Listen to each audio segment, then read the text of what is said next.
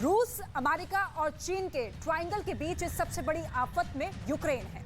हालात ऐसे हो चुके हैं कि ज़ेलेंस्की फाइटर जेट की मांग कर रहे हैं और फ्रांस से लेकर ब्रिटेन और अमेरिका गोलमोल जवाब दे रही हैं। यूक्रेन की हालत ऐसी है कि सबको लग रहा है कि नाटो ने ज़ेलेंस्की को ठग लिया है।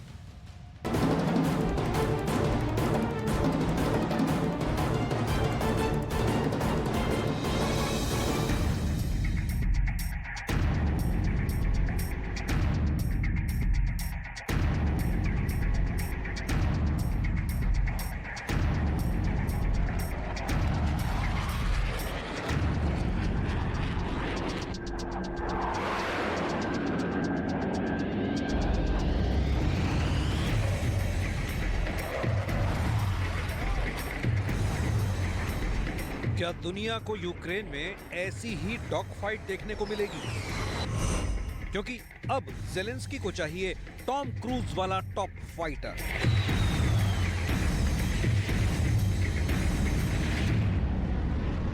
जो पुतिन के लड़ाकू विमानों के छक्के छुड़ा दे। हवाई दंगल में रूस को चारों खाने चित कर दे। सबसे बड़ा सवाल है कि ज़ेलेंस्की का टॉप गन कौन बनेगा?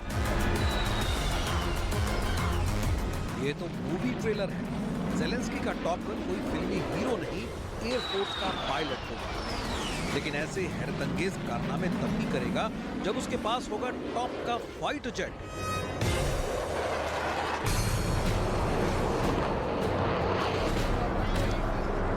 यही वजह है कि यूक्रेन में अचानक टैंक के साथ साथ फाइटर जेट हाई डिमांड में आ गए हैं।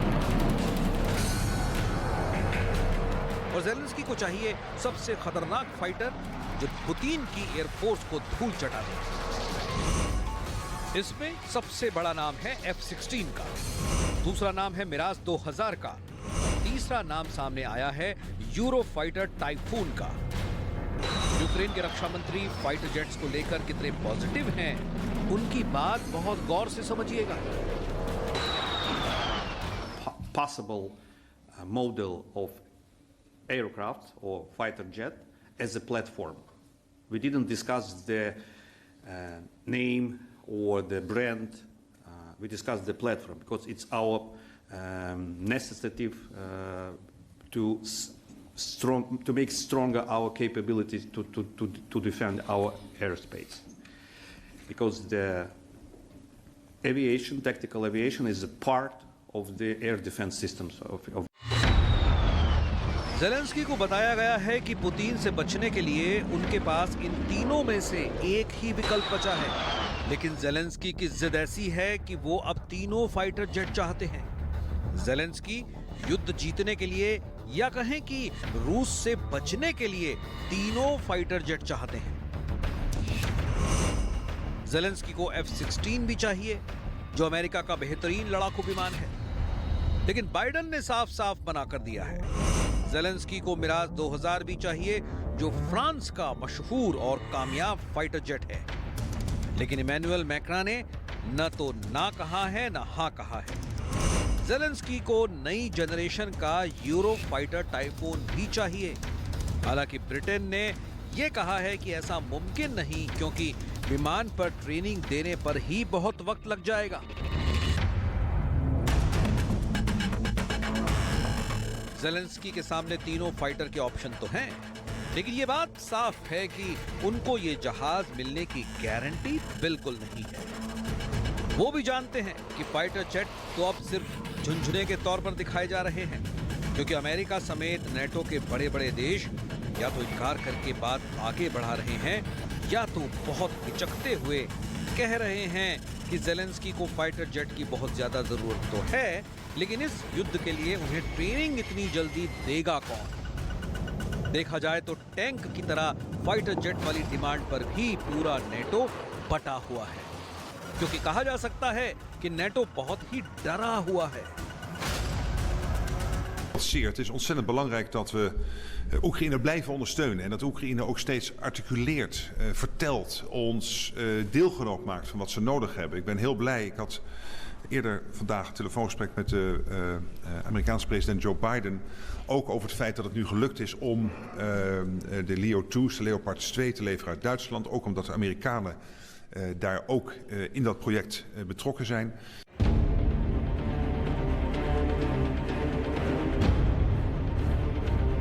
जेलेंस्की को अगर F-16 नहीं मिला तो मुमकिन है फ्रांस से मिराज 2000 को लेकर जेलेंस्की की दाल गल जाए। मैक्रों ने मिराज को लेकर सिग्नल तो पॉजिटिव दिया है, लेकिन उनकी बातों में भी हिचकिचाहट है, क्योंकि ये बात यूक्रेन युद्ध की शुरुआत से ही बहुत साफ है कि नेटो चाहे जितनी पुतिन से दुश्मनी मोल ले ले, इमैनुअल मैक्रों पुतिन के खिलाफ डायरेक्ट जाने से घबराते हैं। फ्रांस नहीं चाहेगा कि पुतिन ने जिस तरह ब्रिटेन को धमकाया है, ऐसे ही गुस्से की चपेट में वो भी आ जाए। Sont formulées, mais pas en fonction des bruits qui courent. Nous n'avons pas ces demandes aujourd'hui formulées, mais à chaque fois qu'il y a des demandes, on les considère et on regarde aussi ce qui est utile et ce qu'on peut faire et dans quel délai. La deuxième critère, c'est que ce ne soit pas escalatoire. C'est-à-dire que les équipements que nous livrions ne soient pas de nature à toucher le sol russe, mais bien à aider à l'effort de résistance et de protection du sol ukrainien.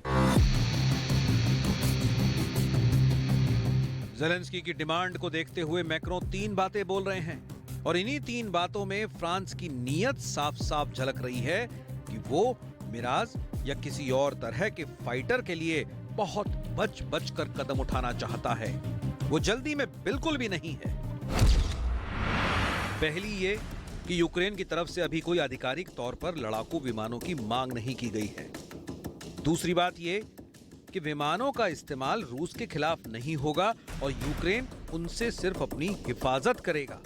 और तीसरी बात कि Ukraine को विमान देने से खुद France के पास हथियारों की कमी नहीं होनी चाहिए। मिराज 2000 फाइटर्स को लेकर फ्रांस की फिक्र अपनी जगह और रूस के फाइटर जेट्स के बढ़ते हमलों को लेकर जेलेंस्की की टेंशन अपनी जगह है, क्योंकि अब तो रूस के साथ बेलारूस की तरफ से भी एयर अटैक का खतरा है। रूस और बेलारूस की वायु सेनाएं एक साथ अभ्यास कर रही हैं और यूक्रेन में पुतिन के स्पेशल ऑपरेशन के दौरान दोनों देश और करीब आ गए हैं। पुतिन अब अपने फाइटर जेट्स बेलारूस में भी तैनात रखना चाहते हैं, ताकि यूक्रेन पर उत्तर की तरफ से भी पूरा दबाव बनाए रखा जाए।